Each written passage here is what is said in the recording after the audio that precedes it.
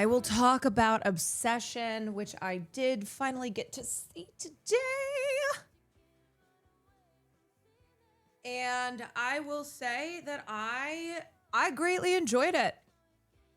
And I'm a little confused by people's reactions who seem to be confused as to the real villain in the film.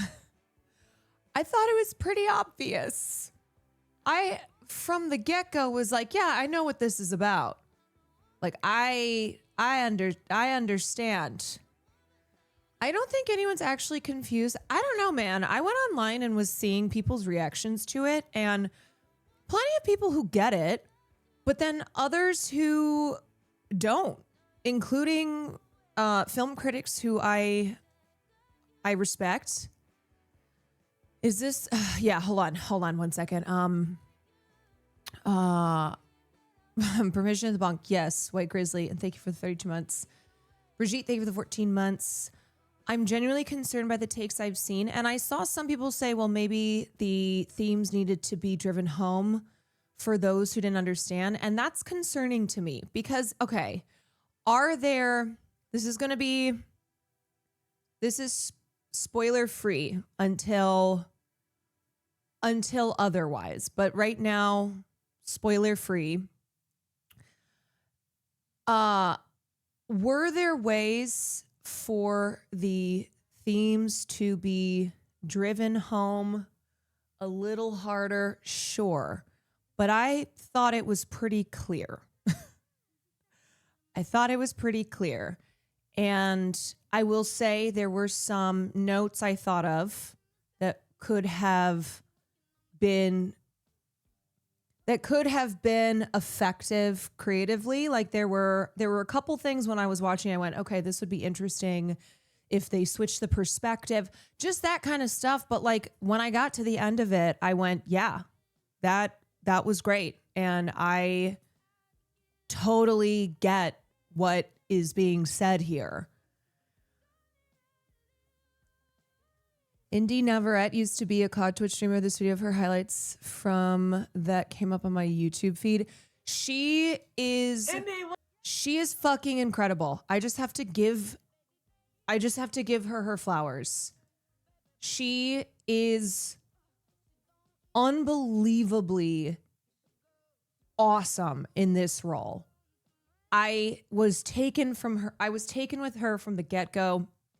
What an unbelievable debut, which I believe it's her debut. And if not, she's still obviously a relative unknown.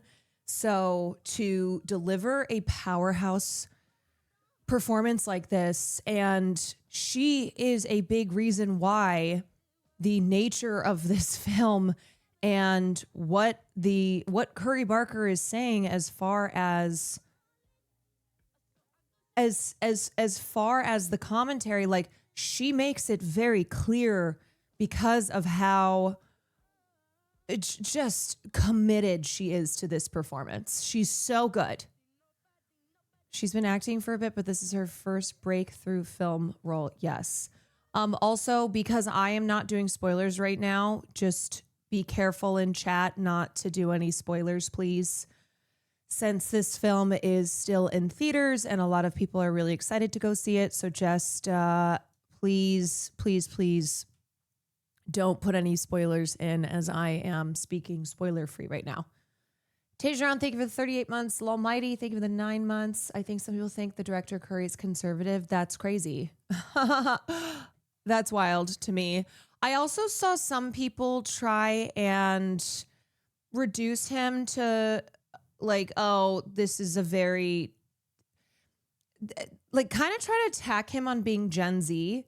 And I was like, I don't understand how that's a negative thing here. In fact, I think his being versed in internet online culture and the, gendered violence that we see online on a daily basis, I think that is informing his commentary in this film. All I'll say is that I saw the trailer and I know who the villain is. Come on now. Yeah, I don't think it was I don't think it was something that you had to like read between the lines. I don't know. I was very confused to see, like I said, people who are respectable film critics say that it was very muddied and that there was too much sympathy for a certain somebody. I didn't feel that at all. And in fact, I thought it was actually a really good depiction of kind of the gray area of abuse and of coercion and all these things that we talk about, and how it's not always black and white, and there is nuance to it. There is nuance that's always required when we talk about these things, because of how frequently in discussions of gendered violence, a lot of people fall in the middle.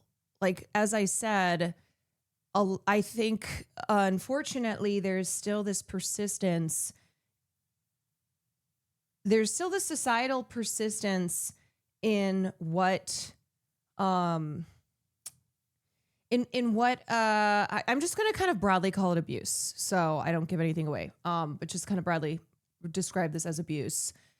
And so I actually really appreciated the character choices in this film. What's up? My name is Shakira. I was there in your stream last night when you mentioned that. Wait, what is this? Indie Neverett Gun Game Kill compilation. You always wanted like a compilation video of your kills in Call of Duty. That is think I'm decent enough to do it. You know what? Unbelievable that this actress is a COD player. So I offered last night, and thankfully you said yes. So I made this video for you. I really hope you enjoy it, and the whole point is to just have fun. So I really appreciate you taking the time to watch it, and please enjoy. Thank you. You want me to make a compilation of you getting kills? Yes. Do it. Do it, do it, do it, do it, do it. No.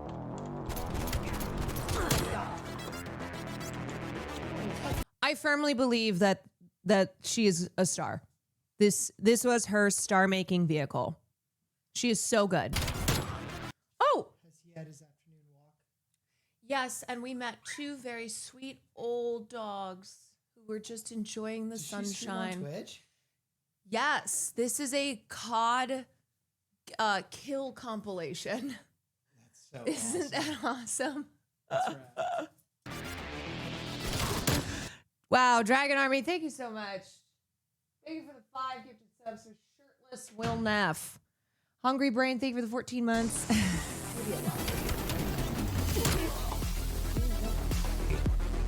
What? Also, Will probably tell this story on his stream, but he was wearing his I Love Hot Dads shirt, and he went to the gym earlier, and he got hit on by a couple of older men, and he forgot he was wearing that shirt. He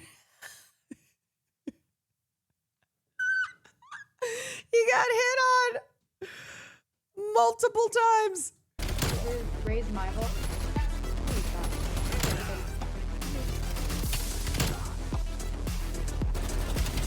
Scratching at the door. He's literally scratching at the door. Here, why are you doing that? Oh my God. Just think, Quantarage, that we get to make a montage for Caroline's gaming kills when she gets a breakout role. No, it'll be me stepping in every bear trap in Resident Evil. That's me. What the hell did I just jump into? This is like some family fucking drama. Excuse me. Excuse me. What? Wow. That's fucking awesome. Also, I'm down to watch something on the film that's not a spoiler. Here, I actually have not watched the trailer, so I'm curious. Sometimes I do this when I avoid watching trailers because I'm trying to go into something as blindly as I can. Then I watch the trailer after to see. Just to kind of catch the vibe. Have you ever actually like flirted with Nikki? I'm gonna go get some shots. I'll come with you if she means this much to you.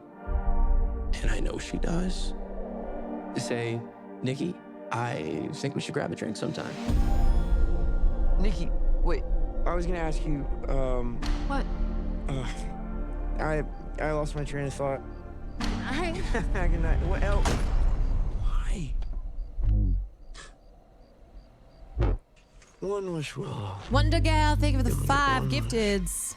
I wish Nikki Freeman loved me more. Okay, I did see someone say, I actually saw quite a few people say that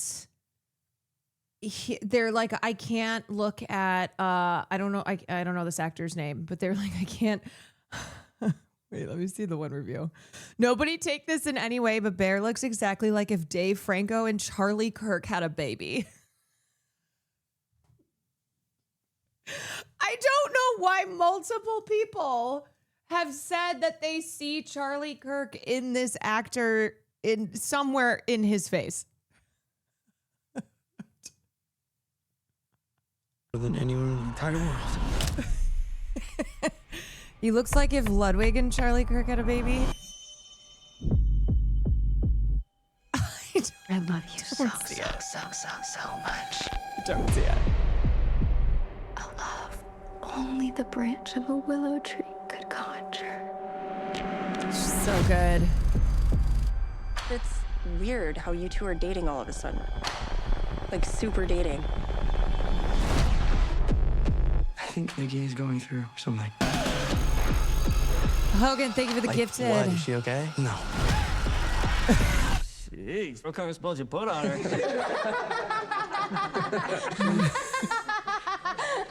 This is me laughing at Nandre yesterday in Subnautica 2.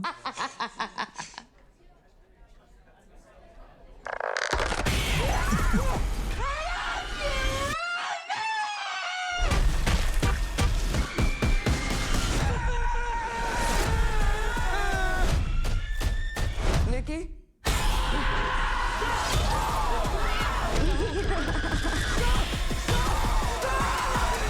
I love you. I love you. I love you. I love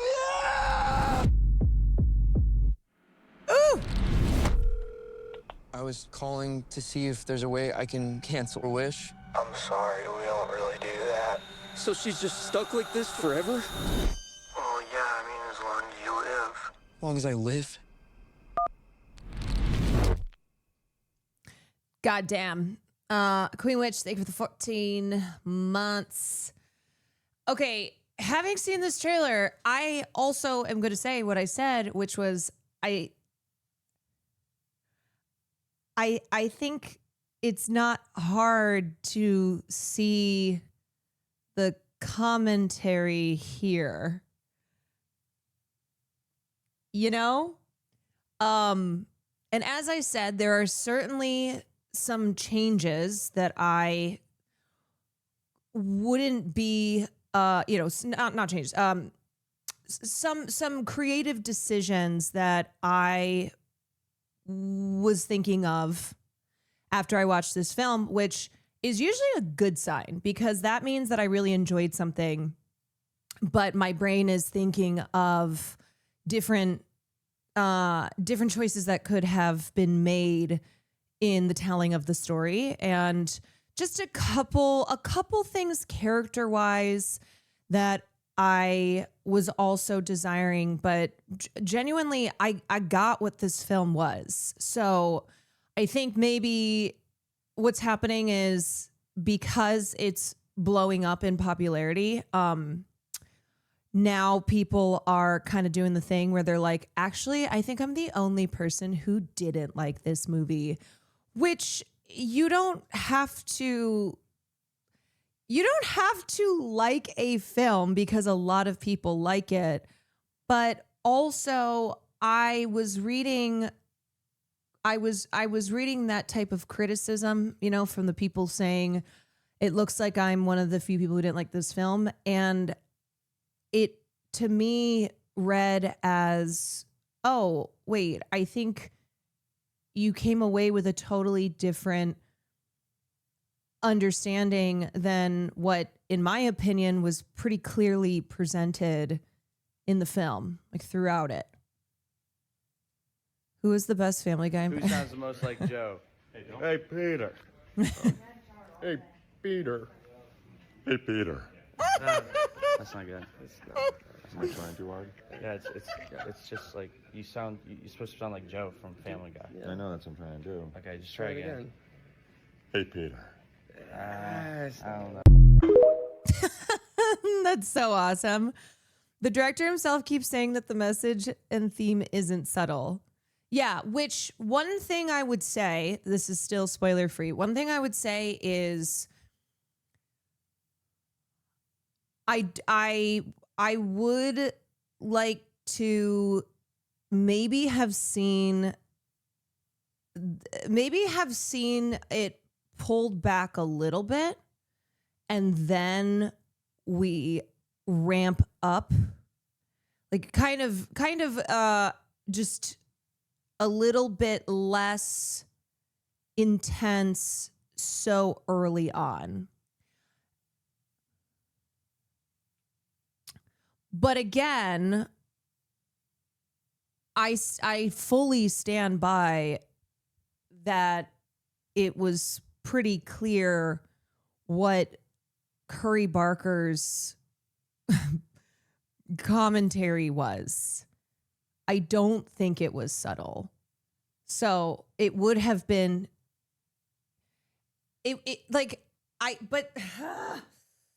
see, in my brain, I'm like, oh, it would have been interesting to see this play out a little more subtly and see other people's reactions as they realize like something's going on here, rather than it being very out the gate, like something is wrong. But then again, people are taking away the wrong message from it. But that I think is kind of always going to be the case. Is it as creepy as the trailers? I would say it has a lot of really great creepy moments. I appreciated that it was light on jump scares and heavy on just being really off kilter, and the use of shadows and lighting was really unsettling, and there were some neat things that they did.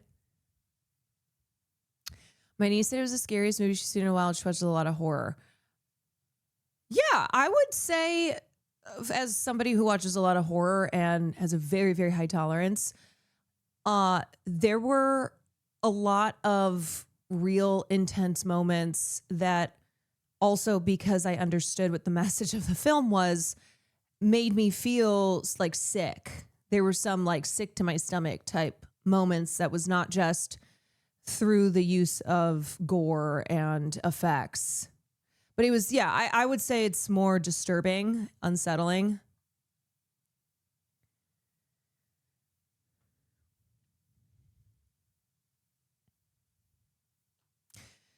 If it starts too slow, people would think she went crazy. Maybe it wasn't against it from the start. But, okay, God, there's one thing that I really want to say, which to me is also a great moment of commentary, the way that I read it.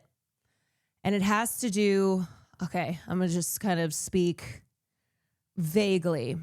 It has to do with one of the characters saying that he's being taken advantage of, which I thought was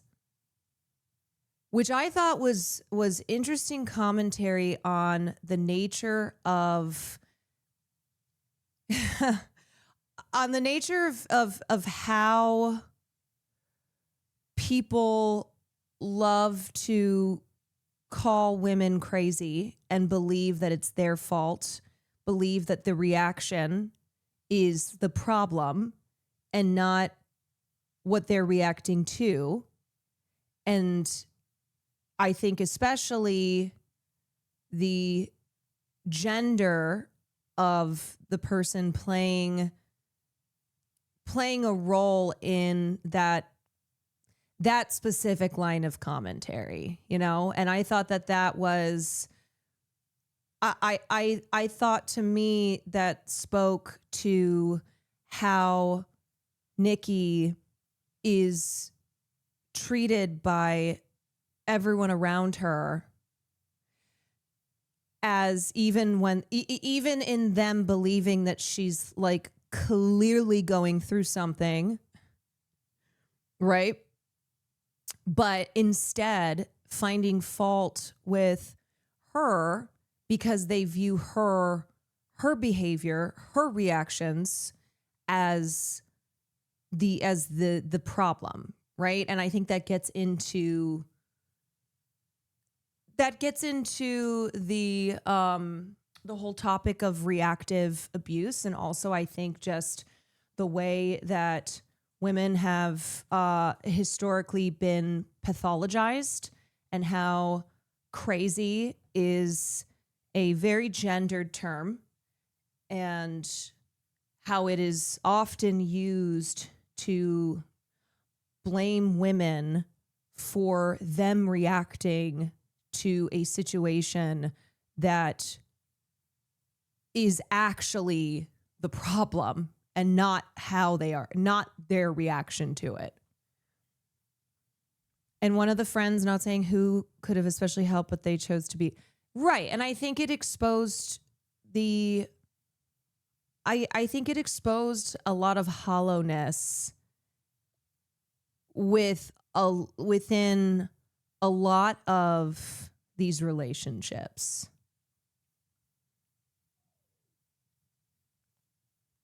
I was just talking about that with my dad. Yeah, so I found that very realistic.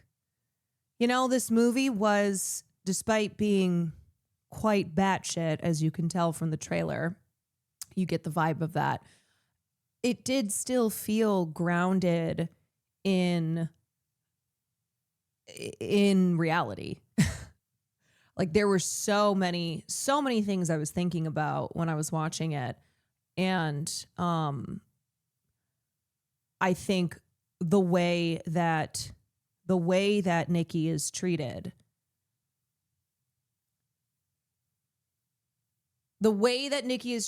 by pretty much everyone around her, it was clear what the director was, I think, what he was painting there. Do you think Invisible Man did a better job illustrating gender violence? I felt like it did a better job than Obsession. Well, I think they're two different films. Two very different films. One, Invisible Man is about domestic abuse, like very, very specifically about domestic violence. Obsession is a different film from that.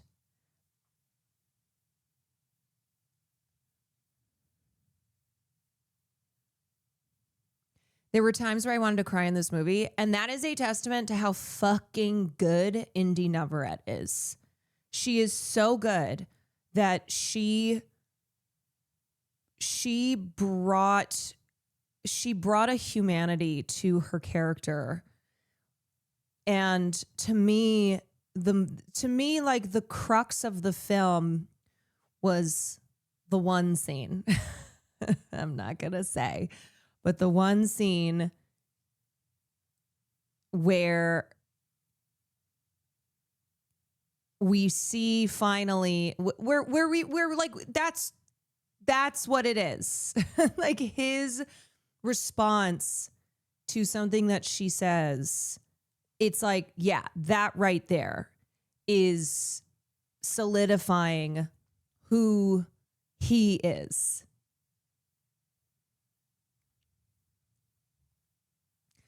The thing I found most interesting about the movie is that it seems that Zach Cregger's become the blueprint for what the next 10 years of horror are about to be. Yeah, there's definitely a very like YouTuber sketch comedy horror thing going on. And it certainly had a lot of laugh out loud, absurdly, but also darkly funny moments. Like truly the audience was busting out laughing at multiple points. And then very quickly it would be this like sense of deep, deep dread. Her going, I don't even know how she did that. I can't even make my face do this.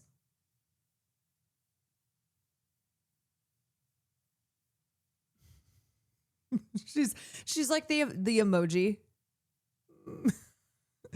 Did Will see it with you? If you did, I hope you liked it. Yes. Yeah. I think he felt inspired after.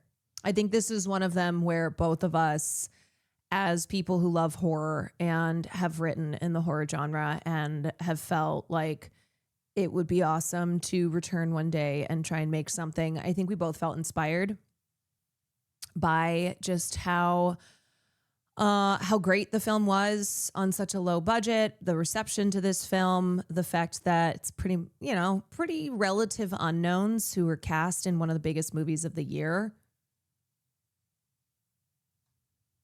Really good interview where Indy describes her horror inspirations for this movie.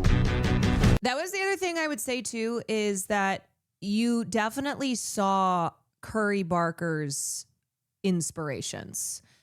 And yet it was in a way where it didn't feel like a hodgepodge. It didn't feel like somebody who doesn't have their own clear voice, like doesn't have their own vision, and instead is just kind of taking from other films that are great films in the genre.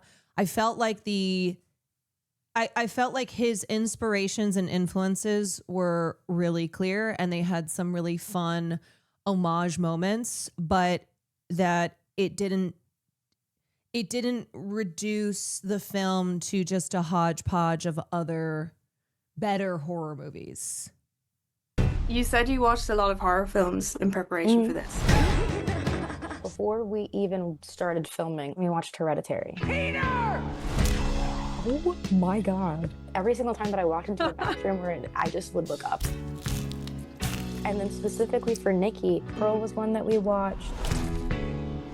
I love Mia Goth. The way that she portrays her characters, you go, I understand you. What did I do wrong? That's what I wanted people's response to Nikki to be. Why are you leaving me? What did you say? Why did you change? I love you.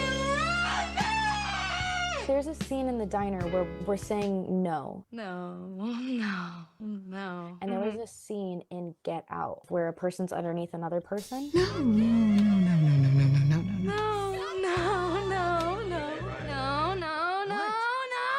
do that! Oh my God. I also was reading that Curry Barker had her practice in the mirror, that he wanted her to really, really find a way to incorporate like her talking in a mirror, right? Delivering her lines to a mirror, and how that is reflective of what the character is going through, which I thought was an interesting, an interesting acting exercise. She was brilliant. Male lead is emotionless for most of the early movie. Also sucks the movie is told through the male. So that's why a couple of my notes, one of which was I would have liked to see a perspective shift. It didn't ruin the movie for me. I wasn't like, well, I couldn't enjoy that at all. But I was kind of picturing how it could be strengthened in a couple of different ways. One of which, if we had a perspective shift, another, if we got more interiority to the male lead. And I was like, there were a couple of conversations I was playing out in my head as additions to the film, which would have revealed more character.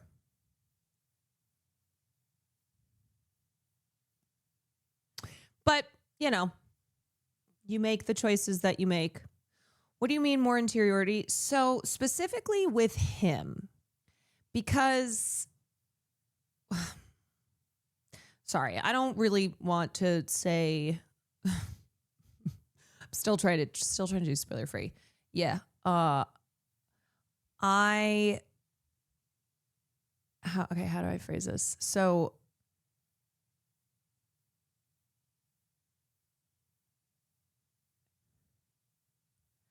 I'm just gonna leave it at that.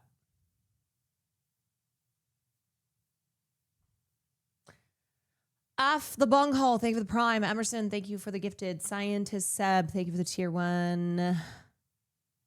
My coworker told me the plot of the movie, and I said there are people like him in real life. Oh yeah. Oh yeah, many. Many. Maybe switching to Nikki might have revealed too much of the mechanics that work in the macro sense. Well, I think it depends on how you do it. And I think seeing her interact with other characters without him around, right? Or just having and not necessarily doing it where like the first half is him and then the second half is her. It doesn't have to be necessarily like a 50-50, but just also not, because there was a lot of him reacting to what's happening, and it's a lot of the same, because he's very like, woe is me. he's very oh my god, this is crazy. So anyway, just to kind of maybe throw some other flavors in there. And I think if we had gotten some more characterization from him, because I felt like I knew more of who she was. It does very much feel like a debut feature film. So all that to say, I thought it was, I really enjoyed it. I thought it was very impressive. Do I think it's a masterpiece? No, I don't. But I definitely thought it was great, and I appreciated what it brought. Even if we saw more visually where the regular Nikki was throughout and not just heard. You're going to watch The Backrooms? Yes, I am. All right, moment of truth, weapons versus obsession. I'm going obsession. Where would you rank it in your 2026 rankings? What have I seen so far? I mean, there's stuff that I'm really excited to see. So I feel like I have not watched a ton yet. Like, there's not that much that's come out. There's a shit ton that's coming out. I like 28 Years, Bone Temple, because Ray Fiennes is a fucking mad lad in that. Moment of truth, obsession, or Mandalorian and Grogu? Well, that's an easy one. Obviously, Mandalorian and Grogu, which I did see 5 times in between talking about yesterday, how I wanted to see Obsession, and today. I recently saw Drama, didn't care for that. And it's interesting because I've seen people liken the 2 films and link them. And I actually thought, well, I obviously thought Obsession is a stronger film. But the things that people were likening the 2 on, it's like, yeah, well, one of my problems with the Drama was how I didn't feel like the director on that film committed to the provocative premise that was presented to us. So I'm glad that I really liked Obsession. That would have been sad to be kind of 0 for 2 on those 2 films. I haven't seen Mother Mary. I heard I don't know. I'll probably watch it at some point. Yeah.